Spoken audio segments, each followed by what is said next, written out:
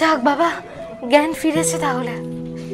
আড়ষ্ট চোখ দুটো অতি কষ্টে খুলতেই অদিতি দেখল রিয়াকে। ওই জলের ঝাপটা দিয়ে জ্ঞান ফিরিয়েছে অদিতির। একটা অন্ধকার ঘরে রয়েছে ওরা। প্রথমটায় হকচকিয়ে গেলেও একটু পরেই অদিতি বুঝল এটা সেই ঘর যেখানে একটু আগেই ও এসেছিল। চেয়ার ছেড়ে উঠতেই যাবে এমন সময় দেখল ঘরের ভেতর প্রবেশ করছে ভ্রমর। ওকে দেখা মাত্র যেন ছিটকে গেল অদিতি। একটু আগের সব ঘটনা পরপর ছবির মতো মনে পড়ে যাচ্ছে ওর। দরদর করে ঘামছে ও। উত্তেজনায় মুখ লাল হয়ে গেছে এবং সেই সঙ্গে মাথায় অসহ্য যন্ত্রণা। ভ্রমর ওর পাশে এসে ওর হাত শক্ত করে ধরে ওকে আশ্বস্ত করল। তারপর পাশের চেয়ারটাতে বসিয়ে দিল ওকে। কিছু একটা বলতে যাচ্ছিল অদিতি, ওকে থামিয়ে দিল ভ্রমর। দাঁড়াও, আমার কিছু বলার আছে, আগে সেগুলো বলে নি। অদিতির এই অবস্থা দেখে ভীষণ ভেঙে পড়েছে রিয়া। ওর আশঙ্কা অদিতিকে সবটা জানানো ঠিক হবে না, ও সত্যিটা সহ্য করতে পারবে না।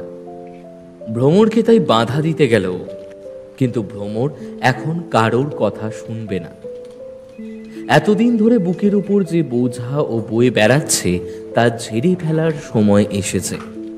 বিষ যতই দামি হোক না কেন, সে বিষ কণ্ঠে ধারণ করে কেউ ভালো থাকতে পারে না। বিষের জ্বালা কুড়ে কুড়ে খায় তাদের। এখন ভ্রমরেরও একই অবস্থা। ওর বিবেক যেন ওকে ভেতর থেকে জ্বালিয়ে পুড়িয়ে শেষ করে দিচ্ছে। জল, একটু জল দেবেন? কাঁপা কাঁপা গলায় বলল অদিতি। এখনো সম্পূর্ণভাবে থিতু হয়নি ও।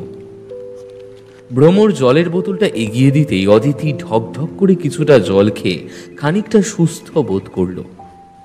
তারপর আস্তে আস্তে বলল, আপনি বলুন সবটা ভ্রমর, আমি আমি শুনতে চাই সব কিছু, সব। আয়ুষকে আমি প্রথম দেখি এই অফিসে, আজ থেকে প্রায় 5 বছর আগে। আর যে ট্যালেন্ট হান্টের অডিশন চলছিল সেদিন। সত্যি দেখতে দেখতে এতগুলো দিন হয়ে গেল, এখনো মনে হয় এই তো কিছুদিন আগেরই ঘটনা। জানো অদিতি, আমিও তোমার মতোই একজন মফস্বলের মেয়ে। দু চোখে প্রচুর স্বপ্ন নিয়ে শহরে এসেছিলাম। ইচ্ছে ছিল আর যে হব, প্রচুর লোক আমাকে শুনবে, ভালোবাসবে, জীবনটাকে মনের মতো করে সাজাবো। কিন্তু ওই কথায় বলে না, সব কিছু মনের মতো হয় না। ঠিক তাই বাবা মায়ের শত আপত্তি সত্ত্বেও একরকম জোর করেই শহরে এসে প্রথমবারের মতো রিজেকশন ফেস করে বুঝতে পারি এই জগৎ সম্পূর্ণ আলাদা।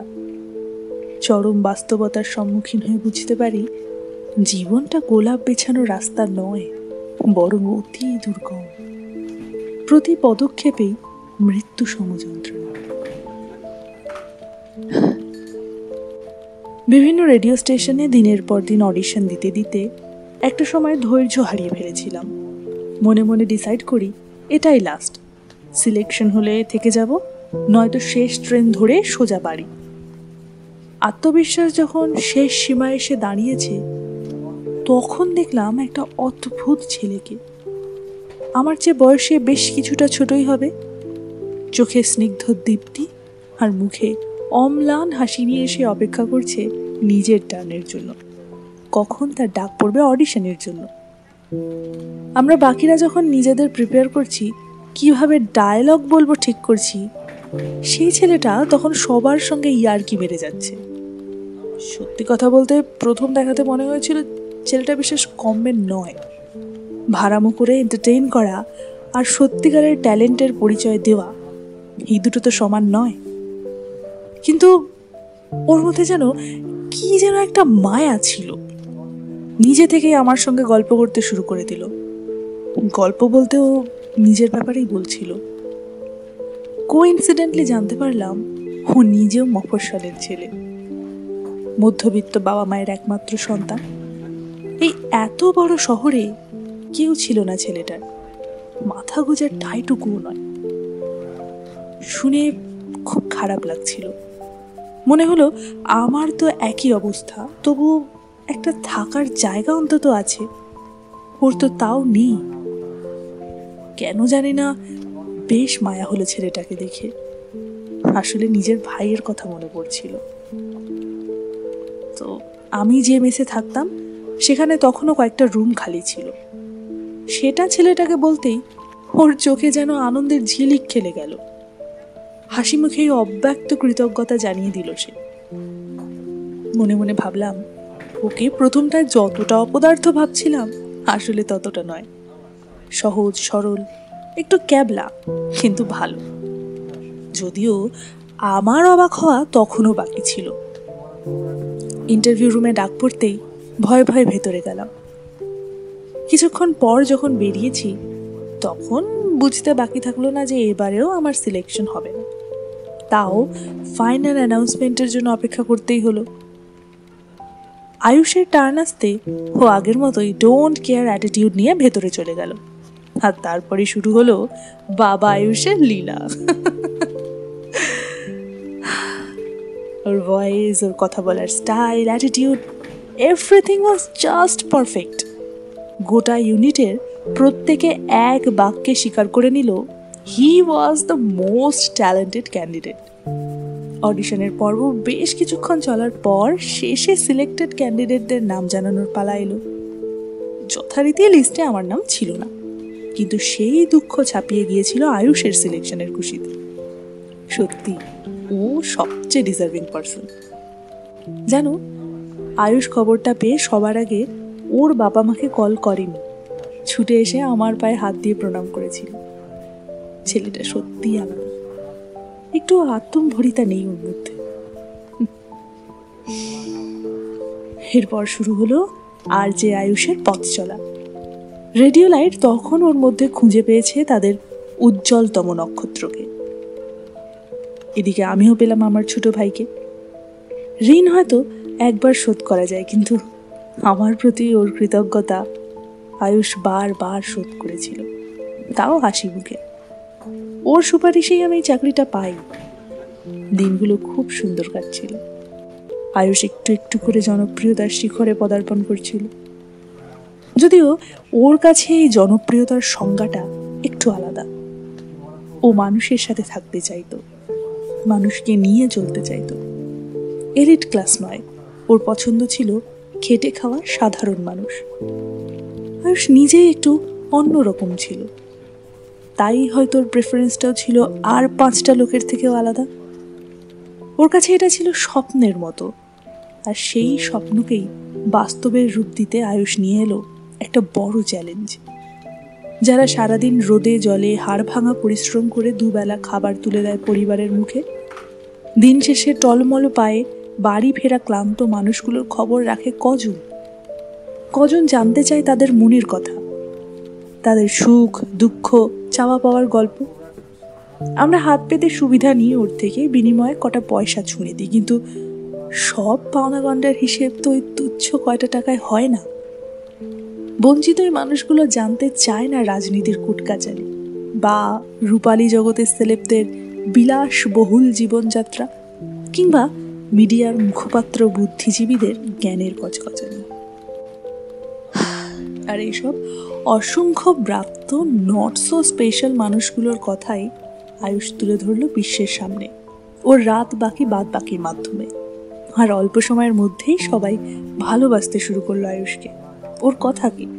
সেই সঙ্গে টিআরপিও বাড়তে লাগলো আমাদের রেডিও স্টেশনে। আয়ুষের অনেক আশা ছিল এই শহরে একটা ছোট্ট ফ্ল্যাট কিনে ওর বাবা মাকে এখানে নিয়ে আসবে। সেই মতো পরিশ্রমও করতে লাগলো, কিন্তু ওর সরল মন বুঝতে পারেনি দুনিয়াটা মোটেও সহজ নয়। এখানকার মানুষগুলোর মনে প্রচুর জটিলতা, যার তল খুঁজে পাওয়া যায়। নিজের গুণ পরিশ্রম দিয়ে সন্তুষ্ট করতে চাওয়া আয়ুষ জানতেও পারেনি ও ছিল স্বর্গের সিঁড়ি গড়ে দেওয়ার এক ভৃত্য, জনপ্রিয়তার তুঙ্গে ওঠার একটা তুচ্ছ মিডিয়াম। যখন জানতে পারলো ততদিনে অনেকটা দেরি হয়ে গেছে। চক্রব্যূহের ঘেরাটোপে একেবারে বন্দী হলে আর ফিরে আসার কোনো পথ থাকে না।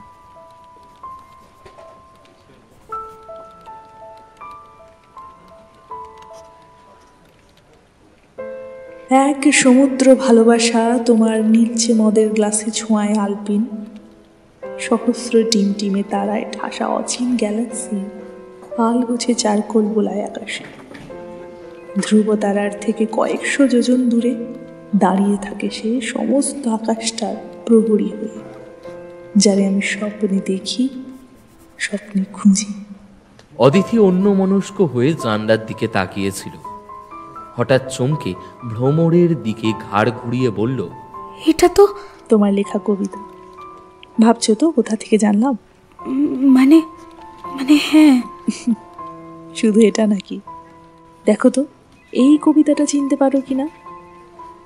স্পাইডার লিলির শীতল স্পর্শে শিহরিত বাহুমূলে রোমাঞ্চ লাগে। আমি চোখ বুঝি, কোন কৃষ্ণাঙ্গের পায়ে পায়ে অনুসরণ করি। সে পথ ভুলিয়ে নিয়ে চলে উলু ঘাসের গা বেয়ে। লাল মাটি পায়ে মেখে যেতে যেতে থমকে দাঁড়াই।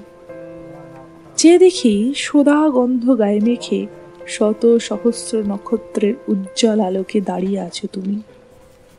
তোমায় আমি নানা রূপে কল্পনা করি, প্রকৃতির কত রঙে রং মিশিয়ে বিরল কোনো রং আগত। হ্যাঁ মানে, কিন্তু এসব আপনি জানলেন কি করে? কই, আমি তো কাউকে কোনোদিন শোনাইনি এসব। যদিও এইসব কিছুই মাথায় ঢুকলো না রিয়ার। অদিতির কবিতা মানে, ও আজ পর্যন্ত অদিতিকে কোনোদিন কবিতা লিখতে দেখেনি। তবে কি এটা আগের কোনো লেখা? কিন্তু তাহলে ভ্রমর জানলো কিভাবে? এসব নানান প্রশ্ন উঁকি দিতে লাগলো রিয়ার মাথায়। অদিতির কবিতা বলেন কি? আর আপনি বা কোথা থেকে পেলেন? ভ্রমরের ঠোঁটের কোণে একটা রহস্যপূর্ণ হাসি খেলে গেল, কিন্তু আগের মতোই স্বাভাবিক গলায় বলল, সত্যি কি কাউকে কোনোদিনও শোনাওনি এই কবিতাগুলো? একটু ভালো করে ভেবে বলো তো। হ্যাঁ মনে পড়েছে, বলেছি একজনকে। আয়ুষকে। রিয়ার মনে প্রশ্নেরা আরো জোরালো হয়ে উঠেছে। উত্তেজনায় থাকতে না পেরে ও বলেই ফেলল, ব্যাপারটা কি বলতো? তোর সঙ্গে তো আয়ুষের দেখাই হয়নি, তাহলে বললি কবে? তাছাড়া আমি তো কোনো দিন তোকে কবিতা লিখতে দেখিনি। দাঁড়ো রিয়া, অদিতিকে বলতে দাও। কিছুক্ষণ পর চুপ থেকে অদিতি বলতে শুরু করলো, যা কিছুটা এই রকম। আয়ুষের সঙ্গে কথা বলার পর অদিতির লাইফটা অনেকটা চেঞ্জ হয়ে গিয়েছিল। হ্যাঁ, সম্পূর্ণ না হলেও ওর মনের গভীরে লুকিয়ে থাকা অনর্থক ভয়গুলো অনেকাংশে দূর হয়েছিল। আয়ুষ যেন এক নতুন অদিতির সৃষ্টি করেছে, যে লড়তে ভয় পায় না, হেরে যেতে ভয় পায় না, সর্বোপরি চেষ্টা করতে পিছু পা হয় না। আয়ুষ যেন রূপকথার গল্পের জাদুকরের মতো, মায়াদণ্ডের ছোঁয়ায় পাল্টে দিতে পারে চিরাচরিত ধ্যান ধারণা।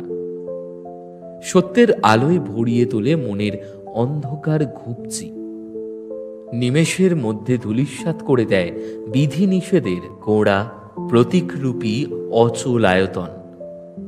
অদিতি বোধহয় এতদিন এমনই কাউকে খুঁজে বেরিয়েছে, যে তার অন্তর্দৃষ্টি দিয়ে হৃদয়ের গভীর থেকে গভীরতম অতৃপ্তি দেখে নেয়, যার সামনে কোনো মেকি চাকচিক্যের প্রয়োজন হয় না, যার কাছে মন খুলে সমস্ত কথা উজাড় করে দেওয়া যায়, সামাজিকতার কথা ভাবতে হয় না, যার সামনে শালীনতার ভেক ধরে থাকতে হয় না রাত দিন। কথার মাঝে দুটো ইংরেজি শব্দ বলতে গিয়ে দুবার ভাবতে হয় না, ঠিক বললাম তো? যার সামনে ও কিছু মনে করবে না তো? এই কথাগুলোর কোনো অস্তিত্ব নেই। আয়ুষ ছিল সেই পরশ পাথর যে অদিতিকে খাঁটি সোনায় পরিণত করেছিল। আয়ুষের সান্নিধ্যে অদিতির দিনগুলো ভালোই কাটছিল। বোর্ড এক্সামের তখনও বেশ কিছুটা দেরি। পড়ার চাপ নেহাত কম না থাকলেও অদিতির মনে আগের ভীতিটা নেই। ও তখন আগের থেকে অনেক বেশি কনফিডেন্ট। আগের তুলনায় অনেক বেশি খুশি খুশি থাকে অদিতি। গুনগুন করে গান গায়। পাড়া, প্রতিবেশী, আত্মীয় স্বজনদেরও আর শত্রুর নজরে দেখে না সে। অদিতি জানে ওর এই পরিবর্তন সবটা আয়ুষের জন্যই। আরেকটা ভালো জিনিস নিজের মধ্যে খেয়াল করেছে অদিতি, ওর কবিতা লেখার নেশাটাও অনেক বেড়েছে। তাই সময় পেলেই ডায়েরির পাতা জুড়ে স্বপ্নের জাল বুনে চলে। বলাই বাহুল্য, সেই জাল ঘুরপথে আয়ুষের আঙুলে গিয়েই ধরা পড়ে, তবে সেটা ওদের অজান্তে। এখন আর কবিতাগুলো শুধু ডায়েরির পাতায় আবদ্ধ নেই। অদিতি নিয়ম করে চিঠি পাঠায় রেডিও লাইটের ঠিকানায়, যেখানে শুধুই ওর কবিতাগুলো লেখা থাকে। অদিতি যেন আপন মনের মাধুরে মিশিয়ে নিজের লেখার মধ্যে দিয়েই আয়ুষের অদেখা অবয়ব ফুটিয়ে তোলে। মনে মনে মিলিয়ে নেয় কোনো কালে না দেখা অথচ চির পরিচিত সেই মুখটার সাথে। তোমায় নিখুঁত হতে হবে তার কোনো মানে নেই। তুমি তাদের চোখে সুন্দর হয়েও যারা তোমার জৌলুসটাকে দেখতে চায়। আমার কাছে ওই সাজে এসো না। সোনালী বর্মের আড়ালে ঢাকা সহস্র যুদ্ধের ক্ষত আমার সামনে মেলে ধরে। নির্ভয়ে রাত জাগা ক্লান্ত মুখে জোর করে হাসি এনো না। তলোয়ারের ঘায়ে ছিন্ন ভিন্ন শহরটাতে সঞ্জীবনী হয়ে আমায় মিলিয়ে যেতে দিও। আভিজাত্যের দোহাই দিয়ে বাধা দিতে এসো না। চোখের কোণে দুফোঁটা জল এলে লজ্জায় মুখ ঘুরিয়ে নিও না। ওই জল অনুরাগে, অনুশোচনার নয়। পারলে জড়িয়ে ধরে অঝোর ধারায় ভিজিয়ে দিও আঁচল। দগদগে ঘায়ে ভরা নির্মম ইতিহাস শুনিয়ে দিও সেই পরিসরে। আমি জানি ক্ষতের সঙ্গে ক্ষত মিললে প্রলেপ পড়বে আপনা থেকে।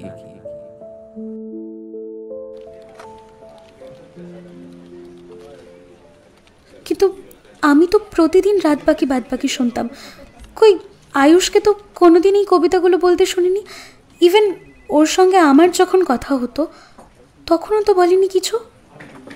সত্যি বলতে কি, আমি তো ভাবতাম চিঠিগুলো বোধহয় আয়ুষের কাছে পৌঁছতোই না, কিংবা ও খুব একটা গুরুত্ব দেয়নি। উনি সেলিব্রিটি মানুষ, এমন সাধারণ লেখা তো আকসারই আসে ওর কাছে। গুরুত্ব দেয়নি? তুমি জানো না তুমি ঠিক কতটা গুরুত্বপূর্ণ ছিল ওর কাছে। বলেই ব্যাগের ভেতর থেকে একরাশ পুরনো হলদেটে কাগজ বের করে অদিতির হাতে দিল সে। কাগজগুলোর ভাঁজ খুলে অবাক হয়ে গেল অদিতি। ওর লেখা সমস্ত চিঠি, হ্যাঁ প্রত্যেকটাই রয়েছে এখানে, একটাও মিসিং নয়। আর প্রত্যেকটা চিঠির পাশে ছোট্ট ছোট্ট অক্ষরে কী সব লিখেছে আয়ুষ। সবটা পড়তে না পারলেও অদিতি এটুকু বুঝতে পারল আয়ুষ প্রত্যেকটা লাইন খুব মন দিয়ে পড়েছে এবং নিজের অনুভূতির কথা লিখে রেখেছে। সামান্য বানান ভুল থেকে আরম্ভ করে কঠিন শব্দ কিছুই চোখ এড়ায়নি ওর। শেষ চিঠিটার নিচের দিকে একটা লেখা চোখে পড়ল অদিতির। দীর্ঘ অযত্নের ফলে কিংবা কালির ত্রুটির জন্য সবটা বোঝা যাচ্ছে না, তবে শেষের কিছুটা অংশ পড়তে পারল অদিতি। সেখানে লেখা আছে, জানো অদিতি, স্বপ্ন দেখা থেকে শুরু করে স্বপ্ন পূরণ করার মধ্যে যে দূরত্ব থাকে তার মধ্যেই একটা অংশ অনেক সময় ফাঁকা রয়ে যায়। আমরা ঠিক খেয়াল করি না সেভাবে। বন্ধুদের সঙ্গে আড্ডা মারা, ঘোরাফেরা, ক্যারিয়ারে কম্পিটিশন সব কিছু মিলেমিশে একটা ব্যারিকেড তৈরি করে রাখে আমাদের চারিপাশে। তার বাইরেও যে একটা জগৎ আছে, একটা ভালো থাকার মতো জায়গা আছে, সেটা আমরা ভুলেই যাই। কিন্তু সেই জগৎটা রয়েই যায় আমাদের নিভৃতে, মনের হিডেন চেম্বারের মতো, যেখানে আমাদের সমস্ত দুঃখ, কষ্ট, সিক্রেট তোলা থাকে। আমরা অতি যত্নে লালন করি তাদের, আগলে রাখি নিজের মধ্যে, বাইরের পৃথিবীর নজর থেকে বাঁচিয়ে। ঘুণাক্ষরেও কেউ টের পায় না। এমনকি আমাদের অতি পরিচিত লোকেরাও সেই অচিন বিশ্বের সদস্য হতে পারে না। কিন্তু কখনো কখনো কোনো একদম অচেনা মানুষ কেমন দুম করে সেই প্রিসিয়াস জায়গাটা অধিকার করে বসে, অজান্তেই আমাদের হাত ধরে নিয়ে চলে যায় সেই অপার্থিব জগতে। দৃষ্টির শত যোজন দূরে থেকেও অন্তরের সর্বাপেক্ষা কাছে রয়ে যায় তারা, যাদের হয়তো মুখ ফুটে কিছু বলা হয়ে ওঠে না, কিন্তু আমাদের প্রতিটা আচরণে তাদের ঝলকি ফুটে ওঠে। প্রতিটা পদক্ষেপ শুধু তাদের দিকেই হয়। তাদের থেকে দূরে গিয়েও কেমন অমোঘ আকর্ষণে আমরা তাদের কাছেই চলে যাই। আমার আপনার চেয়ে আপন যে জন, খুঁজি তারে আমি আপনায়। আর পড়তে পারল না অদিতি। ওর চোখ দুটো বেয়ে নেমে এলো জলের ধারা।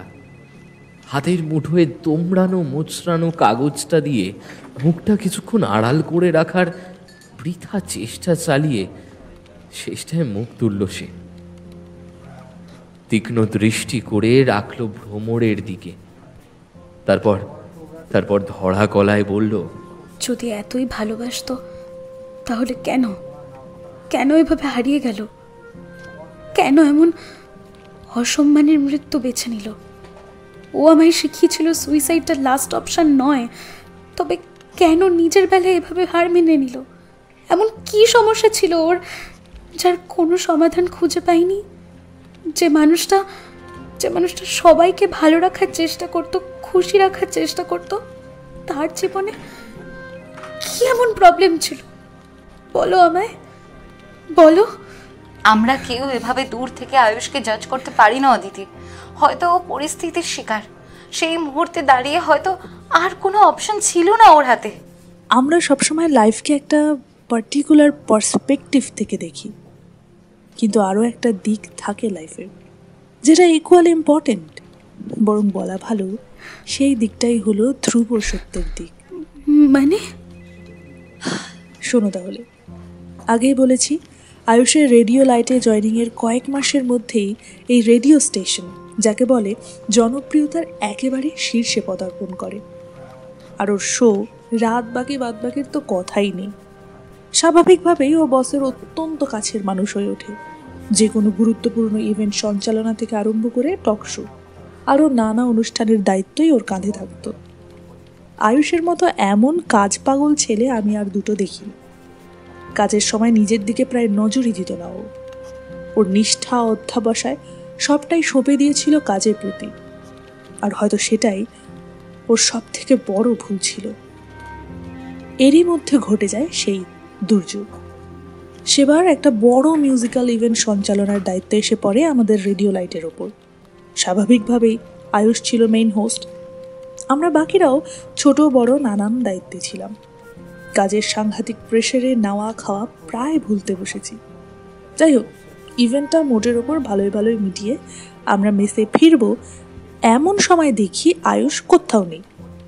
প্রথমটায় প্র্যাঙ্ক ভাবলেও পরে অনেকক্ষণ ও না আসায় আমরা সবাই মিলিয়ে গোটা অডিটোরিয়াম তন্ন করে খুঁজে শেষটায় ওকে পাওয়া যায় গ্রিন রুমে, অচৈতন্য অবস্থায় পড়ে আছে। নাক থেকে কয়েক ফোঁটা রক্ত গড়িয়ে পড়ছিল। আমি কয়েকজন ক্রিউ মেম্বারের সহায়তায় ওকে হসপিটালে অ্যাডমিট করি। তারপর বেশ কিছু টেস্টের পর জানা যায় ও একজন অ্যাডভান্সড স্টেজের ক্রনিক মাইল্ড লিউকেমিয়া আক্রান্ত রোগী। কথাটা শোনা মাত্রই মনে হলো যেন কেউ নির্মমভাবে পায়ের তলার জমি কেড়ে নিয়েছে। আরও জানতে পারলাম রোগটা আগে নির্ণয় করা গেলে হয়তো কিছু করা যেত, কিন্তু এখন সবটাই হাতের বাইরে চলে গেছে। আর মাত্র কয়েকদিন, তারপর ছেলেটা আমাদের ছেড়ে চলে যাবে। এটা ভাবলেও বুকের ভেতরটা মোচড় দিয়ে উঠছে। ছেলেটা জানি না কবে থেকে শরীরে ওই দানবটা পুষে রেখেছিল। নিজের কষ্টের কথা কাউকে ঘুণাক্ষরেও জানতে দেয়নি। হাসির আড়ালে কত যে অসহ্য যন্ত্রণা সে লুকিয়ে রেখেছে তা ও নিজেই জানে। অথচ ডাক্তার যখন ওকে সবটা বুঝিয়ে দিল, তখনও আমায় স্ট্রিক্টলি ইনস্ট্রাক্ট করলো যাতে এই ব্যাপারে ওর বাড়িতে কিছুই না জানানো হয়, এখানে গোপনেই যেন ওর চিকিৎসা চলতে থাকে। এরপর থেকে ওর সমস্ত দেখাশোনার দায়িত্ব আমি নিই। বাড়ির লোকের সাথে কথা বলার সময়ও একেবারে স্বাভাবিকভাবে হেসে হেসে কথা বলতো। শেষ দিন অবধি কাউকে কিচ্ছুটি জানতে দেয়নি। শুধু মাঝে মাঝে তোমার নাম নিলে কেমন উদাস দৃষ্টিতে তাকিয়ে থাকতো। হয়তো সবার অলক্ষ্যে দু এক ফোঁটা চোখের জলও ফেলতো। আরে ভ্রমরদি, এইখানে যে তুমি আমাকে নাকি ডেকে পাঠিয়েছ? আমি তোমায় গোটা অফিস খুঁজে বেড়াচ্ছি আর তুমি এইখানে। কি করছো? রেকর্ডিং নেই আজ? আর এনারা কারা? বন্ধু বুঝি? অদিতি দেখল একজন অল্প বয়সী লোক দরজার কাছে দাঁড়িয়ে ওদের দিকেই তাকিয়ে রয়েছে। মুখে একটা অমলিন হাসি লেগে আছে তার। ও ধ্রুব, ভেতরে আয়। ওর কথা শেষ হবার আগেই লোকটা ভেতরে এসে অদিতির মুখোমুখি একটা চেয়ারে বসল। আমি ওকে ডেকেছি, আলাপ করিয়ে দিই। ও হলো ধ্রুব, মানে আর যে ধ্রুব, রেডিও লাইটের উজ্জ্বলতম নক্ষত্র, রীতিমতো ইউথ আইকন।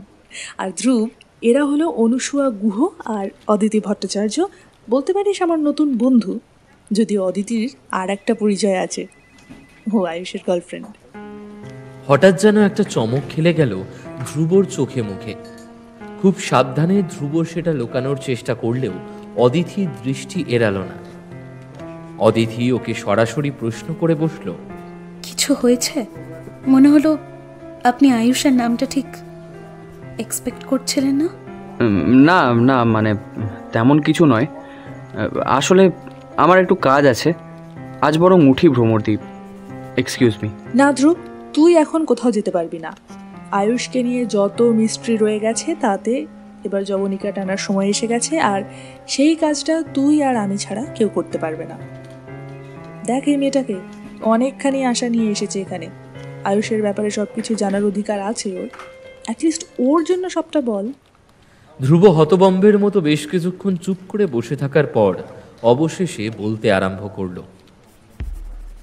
আয়ুষদার অসুস্থতার খবর ছড়াতে বেশি সময় লাগলো না।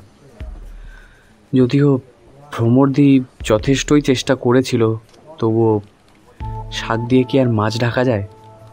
এমন পপুলার আর যে দিনের পর দিন অফিসে আসছে না, লোকের তো সন্দেহ হবেই। হলোও তাই।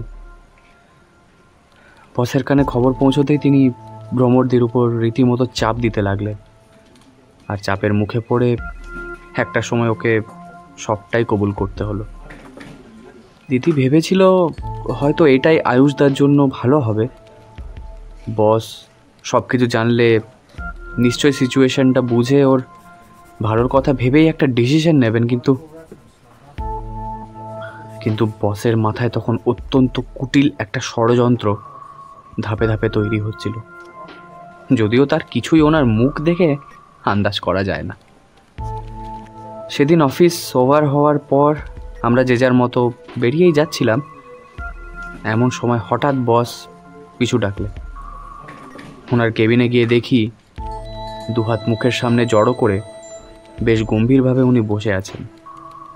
আমায় ইশারায় বসতে বলে আপাদমস্তক তীক্ষ্ণ দৃষ্টিতে নিরীক্ষণ করতে লাগলেন। সত্যি বলতে আমার তখন খানিকটা ইতস্ততই লাগছিল। হঠাৎ তিনি বলে বসলেন, আচ্ছা ধ্রুব, একটা কথা বলো তো, তোমার বড় হতে ইচ্ছা করে না? বড় মানে ধরো ফেমাস হওয়া, স্টার হওয়া। রেডিও লাইটে তো সবচেয়ে পপুলার আর যে এখন আয়ুষ, অথচ তোমার মধ্যেও তো পটেনশিয়ালের কোনো অভাব নেই। তাহলে তোমারও তো সেই হাইটে যাওয়া উচিত ছিল, কি তাই না? বলো। মনে মনে আমি জানতাম আমি আয়ুষদার মতো অত ট্যালেন্টেড নই, কিন্তু সেই মুহূর্তে বসে বসের কথাগুলোই যেন সত্যি মনে হতে লাগলো। সত্যি তো আমি যে এত স্ট্রাগল করে এই অবধি এসেছি তা তাকে শুধুই একজন জুনিয়র আরজে হয়ে থাকার জন্য?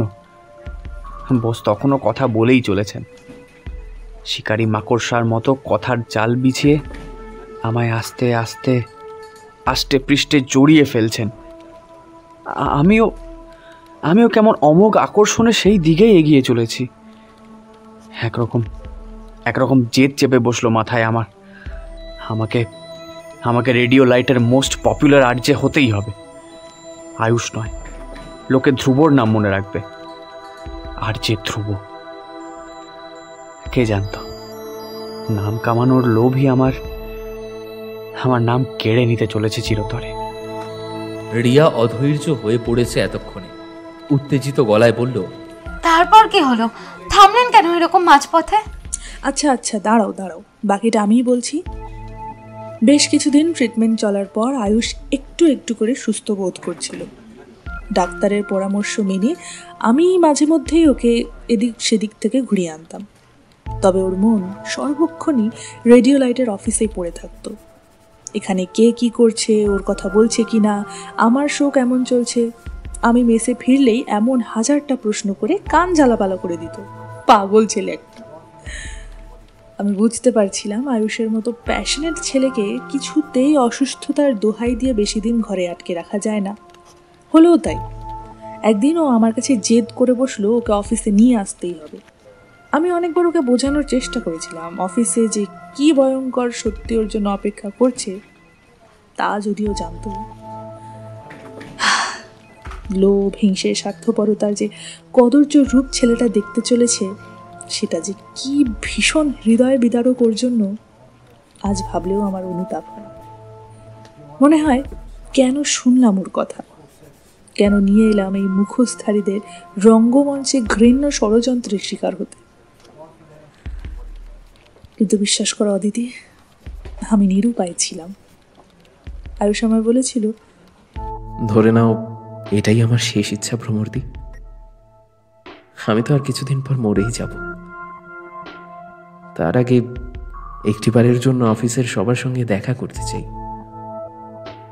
তুমি আমার এই অনুরোধটাও রাখবে না বলো? নিয়ে যাবে না আমায়? কেন কেন কেন কেন আমি শুনলাম ওর কথাটা, কেন মানা করতে পারলাম না? তাহলে হয়তো ওকে এইভাবে হারাতে হতো না। কথা বলতে বলতে ভ্রমর যেন একটু হাঁপিয়ে উঠেছিল। একটু শ্বাস ছেড়ে আবার বলতে শুরু করলো সে। সেদিন আয়ুষকে অফিসে আসতে দেখে সবাই বেশ হকচকিয়ে গিয়েছিল, বিশেষত আমাদের বস। তবে ওই ধূর্ত লোকটা খুব ভালোভাবেই জানতেন কিভাবে মনের কথার ছাপ মুখে না ফোটানো যায়।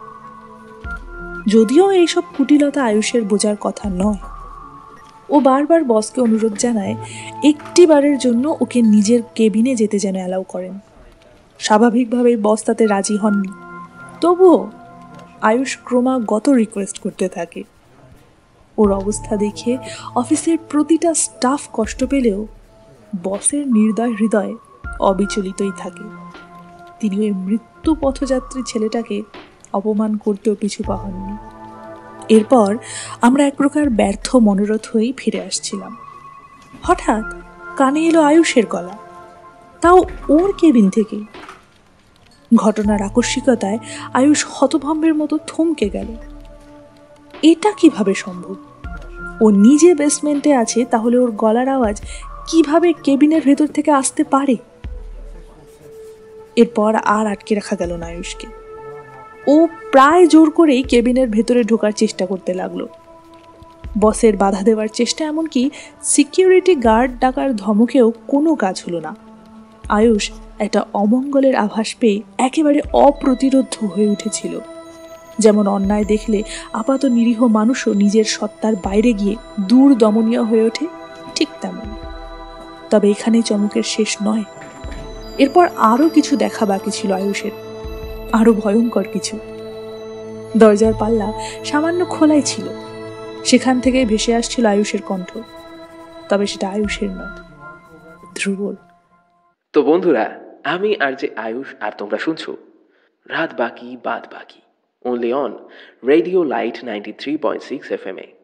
ये रात अभी बाकी है मेरे दोस्त, ये जिंदगी अभी बाकी है मेरे दोस्त। সত্যি টেকনোলজি কি অদ্ভুত। নিজেদের মনের কথা জনসমক্ষে তুলে ধরার যেমন সুযোগ দেয়, তেমনি কোথাও না কোথাও কথা বলার কণ্ঠটাই কেড়ে নেয়। আজ এই টেকনোলজিকে মিসইউজ করেই আয়ুষের কণ্ঠ এনে বসানো হয়েছে ধ্রুবের মুখে। আর এত বড় অন্যায় হতে দেখেও আমাদের মুখ বুজে থাকতে হচ্ছে নিজেদের চাকরি বাঁচানোর তাগিদে।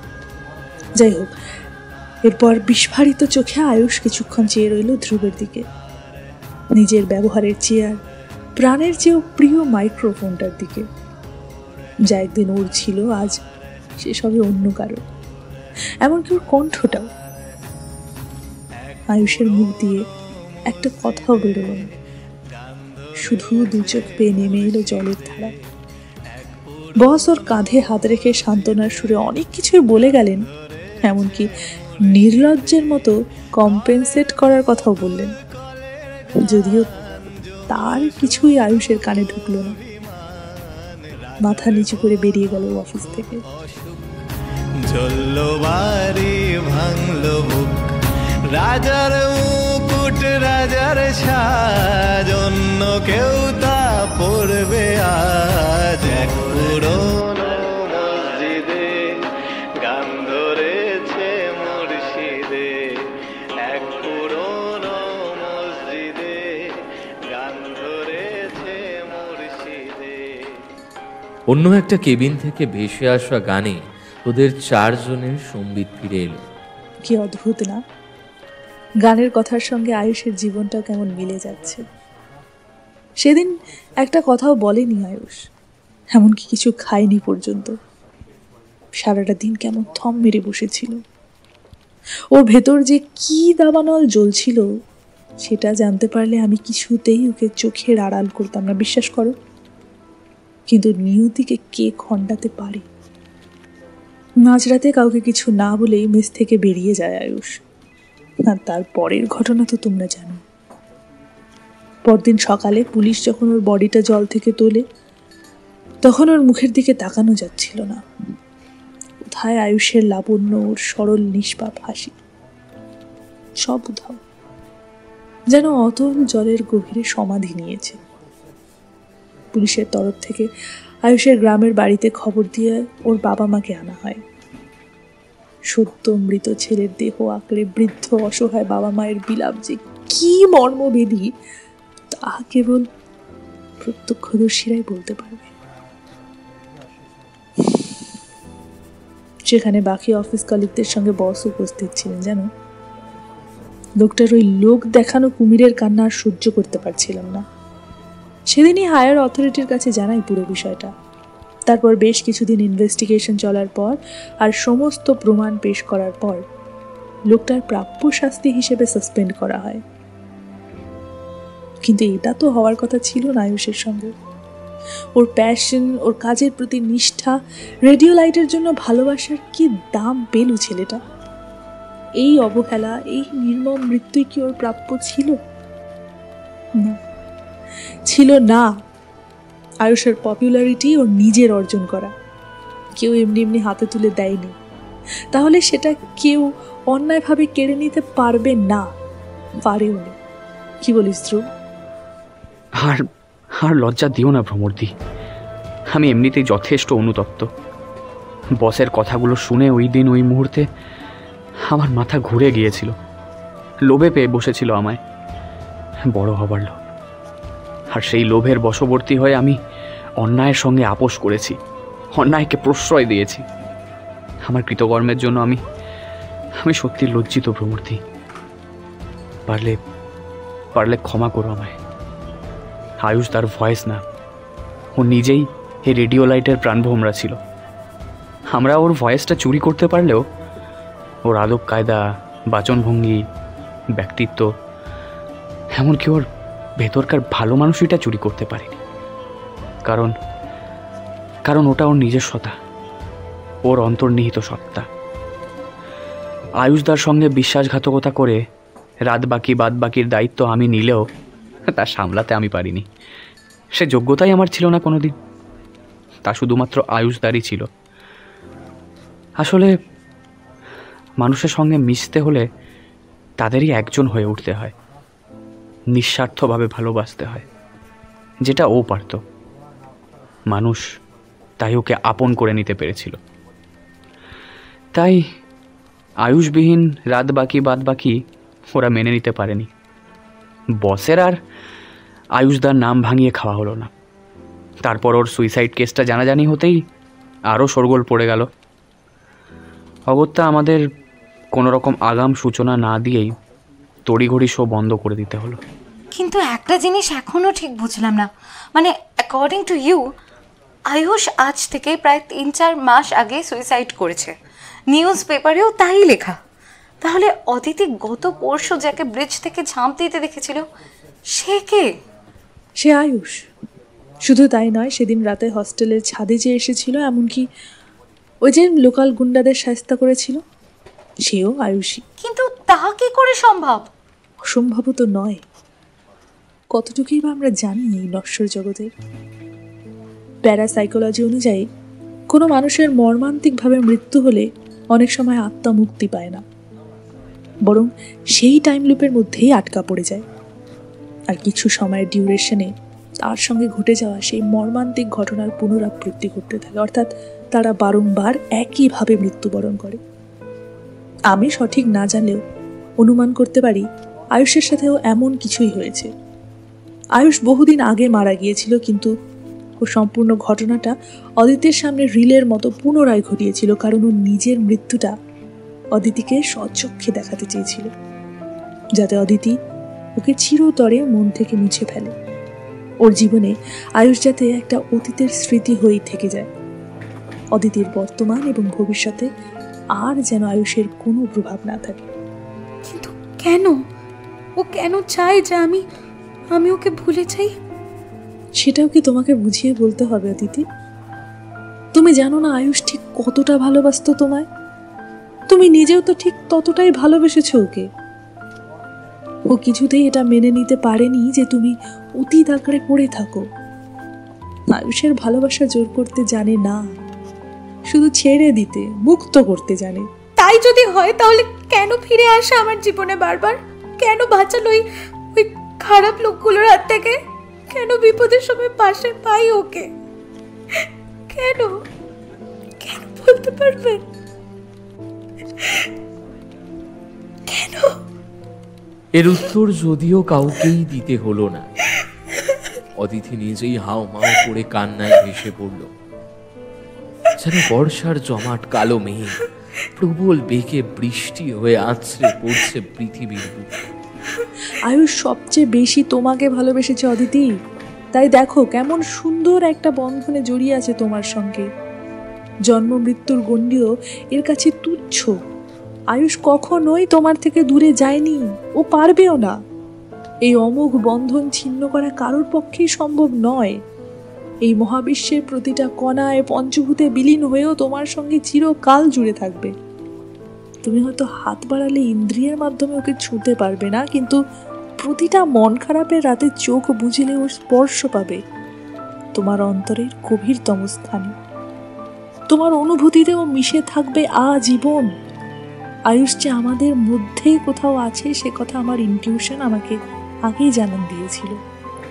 ওকে আমিও কিছুটা অনুভব করেছি, কিন্তু অদিতির মতো এত কাছ থেকে ওকে দেখার সৌভাগ্য আমার হলো না। হয়তো একমাত্র প্রকৃত ভালোবাসা থাকলেই তা সম্ভব। যদিও আমি তোমাকে এখানে ডেকেছি আর একটা কথা বলার জন্য। আয়ুষের স্বপ্ন রাত বাকি বাদ বাকি আজ ওর অভাবে বিলীন হতে বসেছে। ও তো এটা চায়নি বলো? যে মানুষগুলোর কথা কেউ শোনে না, এমনকি মেইন স্ট্রিম মিডিয়াও যে খবর এড়িয়ে যায় মুখরোচক মশলার অভাবে, সেই খেটে খাওয়া শ্রমজীবী মানুষগুলোর মুখপাত্র হয়ে উঠেছিল আয়ুষ। আজ তাদের কথা জনসমক্ষে তুলে ধরার মতো কেউ নেই। আচ্ছা অদিতি, তুমি পারবে না এই মানুষগুলোর পাশে দাঁড়াতে, আয়ুষের স্বপ্নগুলোকে বাস্তবায়িত করতে?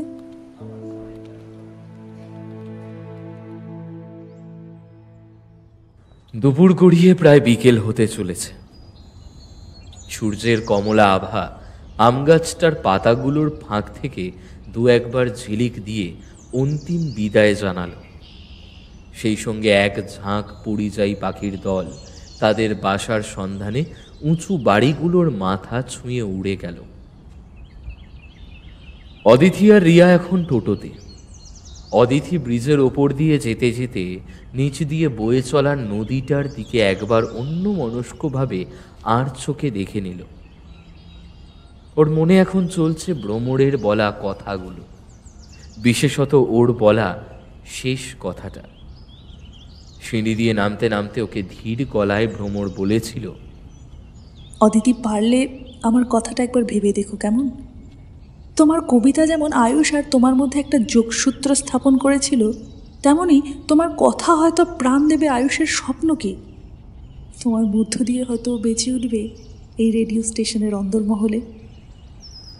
অদিতিকে অন্যমনস্ক দেখে রিয়া বলল, কি রে, কি হয়েছে, কি ভাবছিস? অদিতির দৃষ্টি এখনো নিবদ্ধ ধীর গতিতে বয়ে চলা নদীর স্রোতের দিকে। কেমন স্ট্রিট লাইটের আলোয় চিকচিক করছে জলটা। রিয়ার দিকে না ফিরেই ও বলল, না, কিছু না।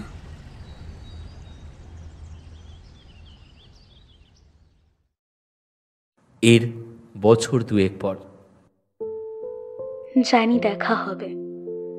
গোধূলি শেষের বাতাসে ভেসে থাকা শিউলির সুগন্ধে, দোপাটি ফুলের গায়ে লেপ্টে থাকা পাপড়ি দুটোর মাঝে এক টুকরো পরাগ রেণুর হলুদ দাগে দেখা হবে।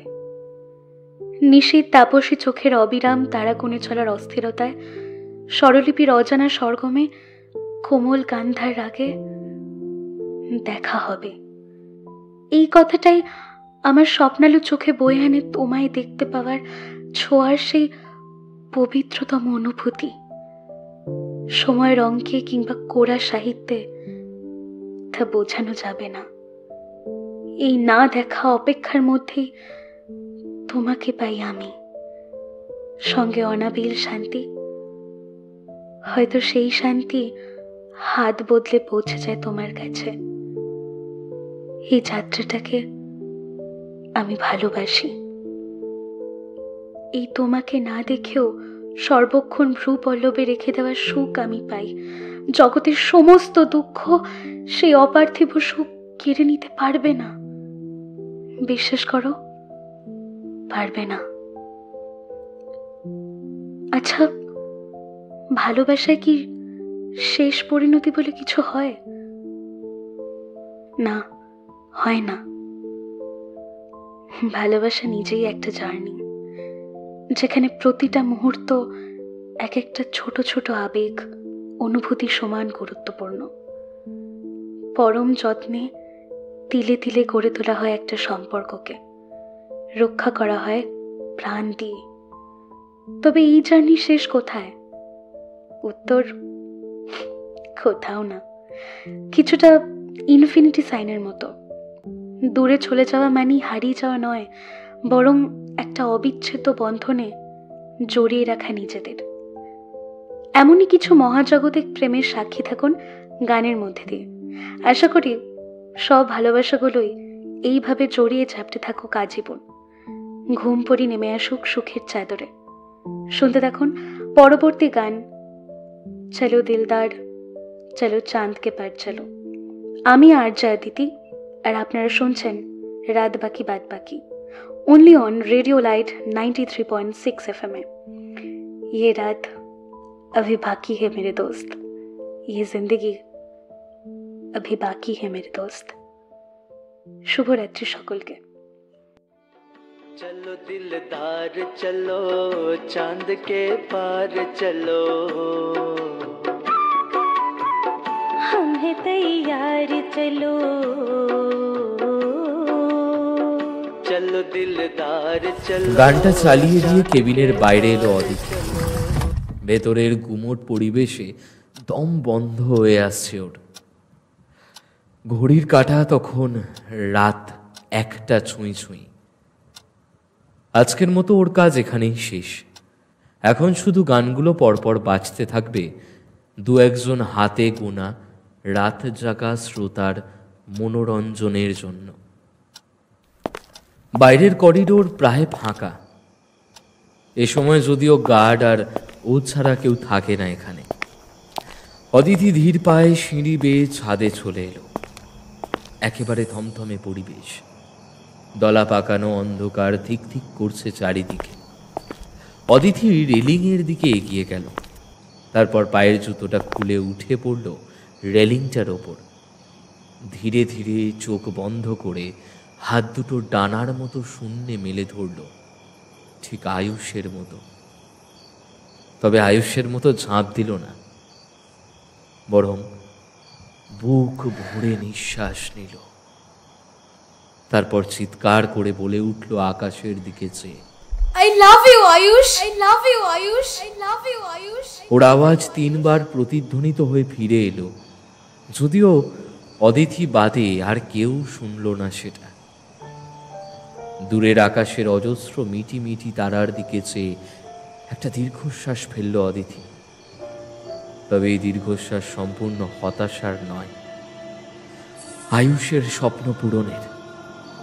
লক্ষ লক্ষ মানুষের ভালোবাসা পাওয়ার আনন্দ মিশে আছে তাতে। আয়ুষের সত্তা ওর মধ্যে মিশিয়ে অদিতি যেন আজ নিজেকেই খুঁজে পেয়েছে।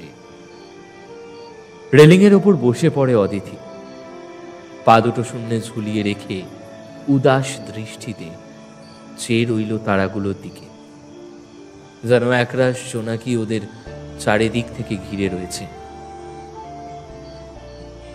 দূরের একটা নাম না জানা তারা যেন ঝিলিক দিয়ে উঠল একটু। এই তারাটা আগেও ছিল ওর সঙ্গে, ওর প্রতিটা ব্যর্থতা, মন খারাপ আর যন্ত্রণার সঙ্গী হয়ে। এই তারাটা আয়ুষ। দু চোখ বেয়ে জলের ধারা গড়িয়ে পড়ল অদিতির, সেই সঙ্গে পাতলা ঠোঁট দুটো ভরে উঠল এক অনাবিল হাসিতে। এক ঝাঁক জোনাকির গালিচায় চোখ বুঝল অদিতি। ওর কানে এলো কেবিন থেকে ভেসে আসা গানের আওয়াজ।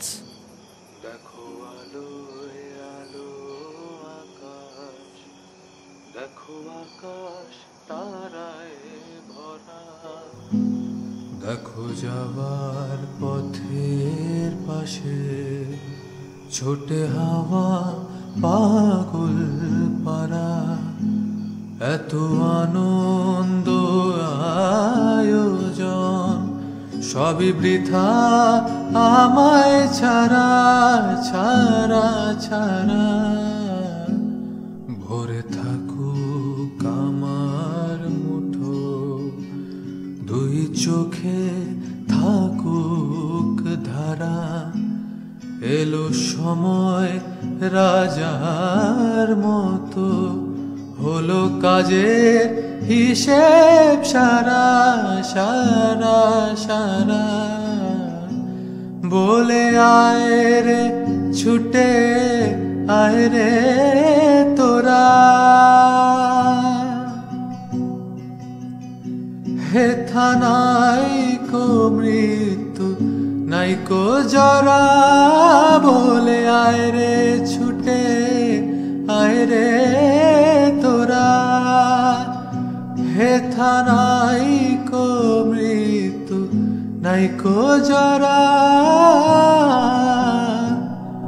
असतो मा सत् गमय तमसो मा ज्योतिर्गमय, मृत्योर्मामृतं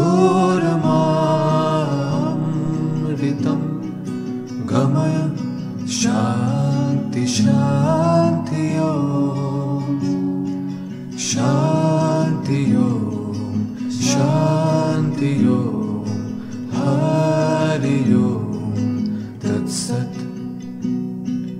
शान्ति ओम शान्ति ओम हरि ओम तत्सत्। शान्ति ओम शान्ति ओम शान्ति ओम तत्सत्।